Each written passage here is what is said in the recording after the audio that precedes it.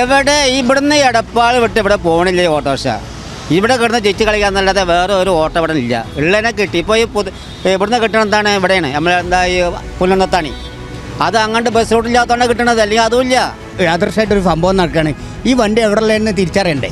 ഒരു PNI പോലും ഇല്ലാതെ കണ്ട് ഇവിടെ ഇലക്ട്രിക് വാഹനങ്ങൾ ഓടുന്നു. ഈ വണ്ടി ചിലപ്പം കണ്ണൂർക്കാരനായിരിക്കുക, തൃശ്ശൂർക്കാരനായിരിക്കുക, കോഴിക്കോട്ടുകാരനെ. ഇത് സംഭവം നടന്ന അവൻ്റെ ഡീറ്റെയിൽസൊക്കെ നമ്മൾ തിരയുമ്പോഴാണ് അവൻ ഇന്ന ഫലത്തുള്ള ആളാണെന്ന് അറിയുന്നത്. വല്ല ആക്സിഡൻ്റൊക്കെ ആയി കഴിഞ്ഞാൽ കുഴപ്പമൊന്നുമില്ല, ഇൻഷുറൻസിന് ക്ലെയിമൊക്കെ കിട്ടും.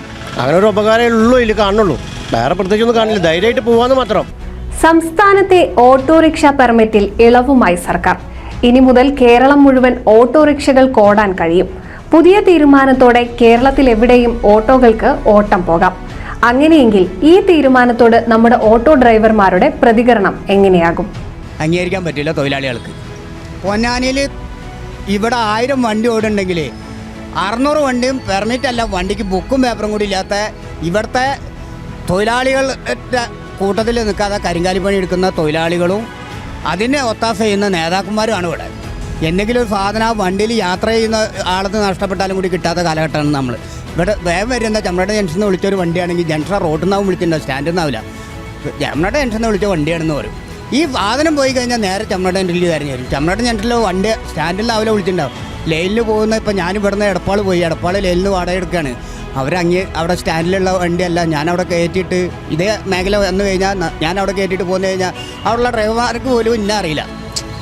ഇന്ന വണ്ടിയിൽ എന്തെങ്കിലും നഷ്ടപ്പെട്ട് കഴിഞ്ഞാൽ യാത്രക്കാരനെ കിട്ടണ്ട. ഇങ്ങനെയുള്ള പല വിഷയങ്ങളും ഇതിൽ സംഭവങ്ങളുണ്ട്. അപ്പം ഇതിൻ്റെ മുൻപേ നമ്മളെ റോബിൻ ബസ്സിൻ്റെ വിഷയം നിങ്ങൾ അറിഞ്ഞില്ലേ? ഇപ്പോൾ ആ ബസ് ഓടുന്നില്ലേ? ഇപ്പോൾ പെർമിറ്റിൻ്റെ വാലിഡിറ്റി കഴിഞ്ഞപ്പോൾ കയറ്റിയിട്ടൊന്ന് മാത്രം പുതിയ വണ്ടി ഇറങ്ങുന്നുണ്ട്. അപ്പോൾ ഇവിടെ ഗവൺമെൻറ് ജീവനക്കാർക്കും അതുപോലെ അതിനെ ആശ്രയിച്ച് നിൽക്കുന്ന ആൾക്കാരും ജീവിക്കാം, മറ്റുള്ളവർക്കൊന്നുമില്ല. ജില്ല വിട്ടിട്ട് 20 കിലോമീറ്റർ മാറിക്കഴിഞ്ഞാൽ എൻ്റെ വണ്ടി തട്ടം തെറ്റി കഴിഞ്ഞാൽ ഇൻഷോർട്ടില്ല. ഇന്ന് ആ കാര്യത്തിൽ ഒഴിവായിട്ടുണ്ട്. എവിടെയും തിരുവനന്തപുരം വരെ എവിടെയും പോകാമെന്നുള്ളതാണ്. പക്ഷേ അത് അവിടെ ഓടാന്നല്ലാതെ എവിടെയും ട്രിപ്പ് എടുക്കാൻ പാടില്ല, പോയി വരാം എന്നുള്ളൊരു കാര്യമുള്ളൂ. പക്ഷേ ഇനി വേറെ എന്തെല്ലാം പ്രശ്നം എടുക്കേണ്ടെങ്കിൽ എന്തെല്ലാം കാര്യം നടക്കാണ്ട് അതൊന്നുമില്ല. ഇതാണിപ്പോൾ ആദ്യം നടപ്പാക്കുന്നത്. ഓട്ടോറിക്ഷകൾക്ക് ജില്ലാ അതിർത്തിയിൽ നിന്നും 20 കിലോമീറ്റർ മാത്രം യാത്ര ചെയ്യാനായിരുന്നു ഇതുവരെ പെർമിറ്റ് നൽകിയിരുന്നത്. ഓട്ടോകൾക്ക് ദീർഘദൂര സർവീസ് നടത്തുന്നതിലെ അപകട സാധ്യത കണക്കിലെടുത്താണ് പെർമിറ്റ് നിയന്ത്രിച്ചത്. എന്നാൽ അപകട നിരക്ക് കൂട്ടുമെന്ന മുന്നറിയിപ്പുകൾ തള്ളിയാണ് സംസ്ഥാന ട്രാൻസ്പോർട്ട് അതോറിറ്റിയുടെ സുപ്രധാന തീരുമാനമെന്നാണ് പരക്കെ ആക്ഷേപം. ദീർഘദൂര പെർമിറ്റുകൾ അനുവദിച്ചാൽ അപകടം കൂടുമെന്നായിരുന്നു ഉദ്യോഗസ്ഥരുടെ നിർദ്ദേശം. ദീർഘദൂര യാത്രയ്ക്ക് ഡിസൈൻ ചെയ്തിട്ടുള്ള വാഹനമല്ല ഓട്ടോറിക്ഷ. സീറ്റ് ബെൽറ്റ് ഉൾപ്പെടെയില്ല. മാത്രമല്ല അതിവേഗ പാതകൾ സംസ്ഥാനത്ത് വരികയാണ്. റോഡുകളിൽ ഓട്ടോയ്ക്ക് അനുവദിച്ചിരിക്കുന്ന പരമാവധി വേഗം 50 കിലോമീറ്ററാണ്. അതിവേഗ പാതയിലൂടെ പുതിയ വാഹനങ്ങൾ പായുമ്പോൾ ഓട്ടോകൾ ദീർഘദൂര സർവീസ് നടത്തുന്നത് വലിയ അപകടങ്ങൾക്ക് കാരണമാകുമെന്നും ഉദ്യോഗസ്ഥ തല യോഗം വിലയിരുത്തി. അതോറിറ്റി തലത്തിലെ ചർച്ചയിൽ പങ്കെടുത്തവരും അപകട സാധ്യത ചൂണ്ടിക്കാട്ടി.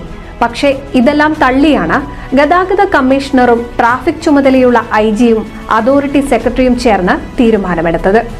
ഓട്ടോറിക്ഷ ഇൻ ദ സ്റ്റേറ്റ് എന്ന രീതിയിലാണ് പെർമിറ്റ് സംവിധാനത്തിൽ മാറ്റം വരുന്നത്.